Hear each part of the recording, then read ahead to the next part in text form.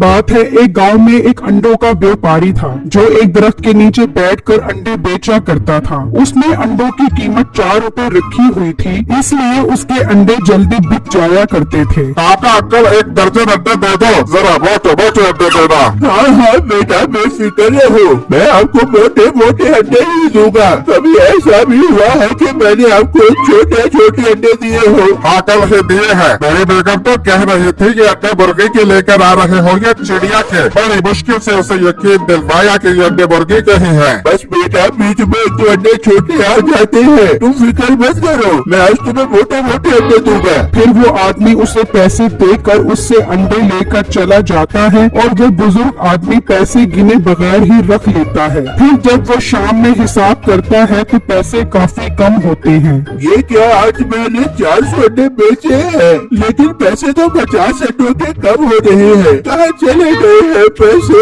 बस बस तुम रोज ही कम पैसे लेके आ जाते हो, ये नहीं कि हर किसी से पैसे गिन कर लो। अबू जान इस तरह तो आपका कारोबार नहीं चल सकेगा, कम से कम आप पैसे गिन कर तो लिया करें। नहीं सुनेंगे, ये नहीं सुनेंगे, इन्होंने तो नुकसान उठाने का ठेका उठाया हुआ है। और बेटा फिक्र मत कर, मैं कल से पैसे गिन कर ही लूंगा। वह मुझे खाना देते, बहुत जोर की भूख लग रही है। और बिट्टू क्या होने से पहले फार्म से अंडे लेकर आ जाता, वरना आस पास के लोग उससे वक्ती अंडे खरीद कर ले जाते हैं। ठीक है अब्बू जान, मैं अंडे लेने जाता हूँ, आप फिक्र मत करें। उनके पास एक बैलगाड़ी थी और वो उसी पर अंडे लाते थे। फिर बिट्टू बैलगाड़ी में बैठकर अंडे लेने चला जाता है और उस फार्म पर पहुंचता है। बिल्कुल सुनाओ, तुम्हारा अब्बू का कारोबार कैसा जा रहा है अब्बू का? अंकल कारोबार ठीक जा रहा है, लेकिन एक मसला हो गया है अंकल। कौन सा मसला हो गया है बिट्टू?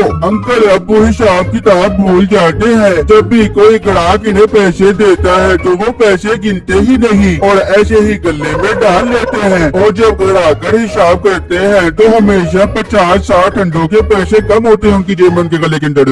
यार ये तो बहुत गलत बात है, इस तरह तो उन्हें बहुत नुकसान हो रहा होगा। इससे तो बेहतर है वो घर ही बैठ जाए। बस अंकल समझा कर थक गए हैं, अब उम्मीद है वो हिसाब पूरा करेंगे। अंकल आप 400 अंडे दे दो।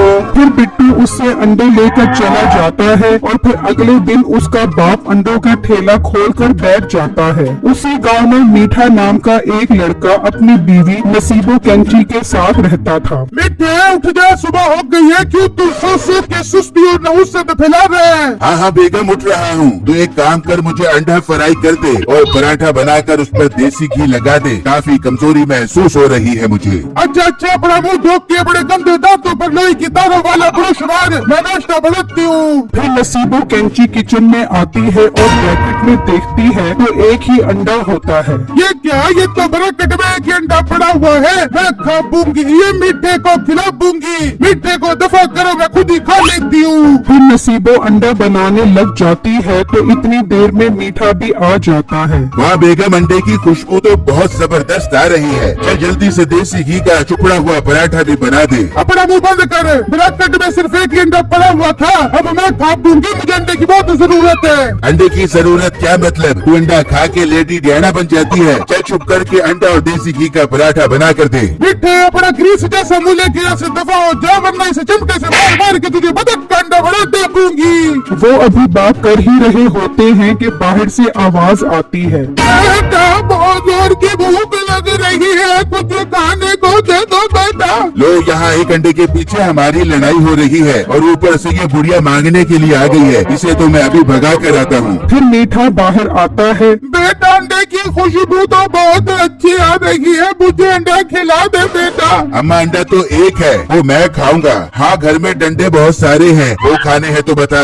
बेटा खिला दे अंडा, बहुत जोर की भूख लग रही है। ये देख मेरे पास 20 रुपए है, ये ले ले और गरीब को पेट भरवा दे बेटा। ये सुनते ही मीठा सोचता है, वाह 4 रुपए वाला अंडा 20 रुपए में, ये अच्छा सौदा है। अच्छा अम्मा दे 20 रुपए, लाकर देता हूँ तुझे अंडा। फिर मीठा उससे 20 रुपए लेकर अंदर आता है। यार बूढ़ी फकीर औरत आई है, बेचारी बहुत भूखी है, तू अंडा दे दे, मैं उसे खिलाता हूँ। तुझे मैं अभी बाजार से ला देता हूँ। ये देख 20 रुपए में मुझसे 4 रुपए वाला अंडा खरीद रही है। मिठे तो 5 मिनट पहले आ जाता, अब तो अंडा पराठे के साथ मेरे पेट के अंदर हजम होने की तैयारियां क्या कर रहा है? कोई हाल नहीं है बेगम तेरा, अब मैं उसको क्या कहूँगा। भगा दे मीठा, उसको भगा दे और मुझे 20 रुपए के 5 अंडे ला दे, मैं तुझे अंडों का आमलेट बना के खिलाती हूँ। फिर मीठा बाहर आकर उस बूढ़ी औरत को भगा देता है और उसके 20 रुपए लेकर उस अंडे वाले के पास जाता है। तो वहाँ वही ग्राहक खड़ा होता है, वो उससे काफी सारे अंडे खरीदता है लेकिन पैसे बहुत कम देता है। मीठा बहुत हैरान होता है कि उस बूढ़े आदमी ने पैसे गिने बगैर ही गले में रख लिए हैं। फिर जब वो ग्राहक जाता है तो मीठा भी उसके पीछे जाता है। ओए चालाक आदमी, बहुत सियाना बन रहा है न तू।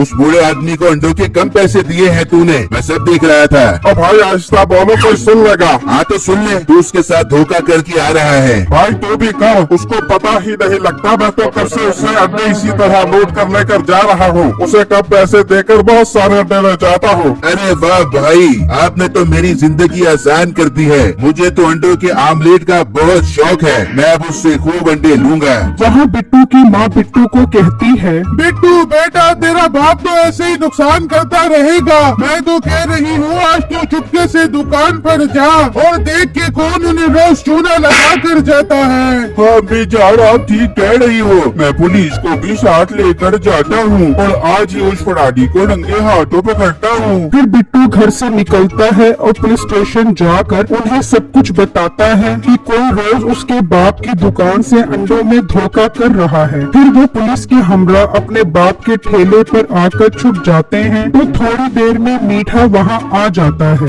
अंकल 4 क्रेट अंडों के दे दो। फिर वो आदमी उसे 4 क्रेट अंडे देता है और दूसरे ग्राहक से बात करने में लग जाता है। तो मीठा उसके गले में 20 रुपए फेंक देता है। अंकल मैंने आपके गले में अंडों के सारे पैसे रख दिए हैं। ठीक है बेटा, तुम जा सकते हो। बिट्टू और पुलिस वाला मीठे की चालाकी देखकर बहुत हैरान होते हैं और उसे रंगे हाथों पकड़ लेते हैं। बहुत सियाना बन रहा है न तू। हम पीछे से देख रहे थे, तू अंडों के कम पैसे दे रहा था। पुलिस इंस्पेक्टर साहब, ये तो बहुत अरसे से इस तरह कर रहा है, ये अब हमारे हाथ आया है। पुलिस इंस्पेक्टर साहब, मुझसे कसम उठवा लो, मैंने तो आज ही कम पैसे दिए हैं। एक और बंदा है, वो तो इससे रोज धोखा करके जाता है। अपना मुंह बंद कर, चल हमारे साथ थाने, तेरी तो हम सारी फराटियाँ निकालते हैं। मीठे को उस बूढ़ी औरत की ऐसी बददुआ लगी कि किसी और की चोरी मीठे के गले पड़ गई। फिर कुछ दिनों बाद दूसरा बंदा भी पकड़ा जाता है और अब उनको अंडों में भी अच्छा खासा प्रॉफिट होने लगता है।